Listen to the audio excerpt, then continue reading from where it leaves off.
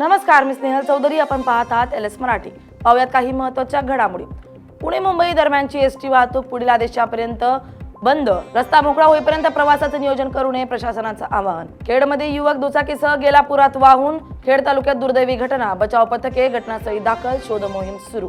पुण्यातील तळेगाव रस्त्याला नदीचं स्वरूप. तुफान पावसामुळे रस्त्यावर पाणीच पाणी. नागरिकांसह वाहन चालकांची मोठी कसरत. मिसिंग लिंकवर दरड कोसळली, आमदारांना फटका.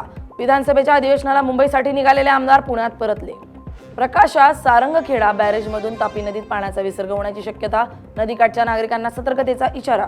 गुरढोरं, पाण्याचे पंप आणि शेती साहित्य सुरक्षित ठिकाणी हलवण्याचं प्रशासनाचं आवाहन. पहिल्याच पावसात मुंबईची तुंबई. जनतेला मॅनहोलमध्ये मारणाऱ्या सरकारचा निषेध करत विरोधकांचं पायऱ्यांवर आंदोलन. सरकारविरोधात जोरदार घोषणाबाजी. बीड जिल्ह्यातील मांजरा धरणाच्या पाणलोट क्षेत्रात जोरदार पावसाची प्रतीक्षा. धरणात केवळ 18% पाणीसाठा. बीड, लातूर, धाराशिव जिल्ह्यातील 22 गावांना केला जातो धरणातून पाणी पुरवठा. सोलापूरमध्ये प्रवाशांना लुटणारी टोळी गजाआड. मोबाईल, दुचाकी आणि दागिने जप्त.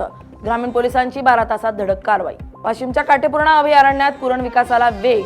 मार्वेल गवत लागवडीला प्रारंभ. स्थानिक गवतांच्या प्रजातींचा स्वतंत्र प्लॉट तयार करून बीज निर्मितीही केली जाणार. वाशिमच्या तांदळी शेवई शेत शिवारात वन्य प्राण्यांचा हैदोस. पेरणीनंतर माती उघडून बियाणं फसतं. शेतकरी संकटात, प्राण्यांचा बंदोबस्त करण्याची मागणी. या होत्या काही महत्त्वाच्या घडामोडी. पाहत राहा LS मराठी, सत्याची नवी दिशा.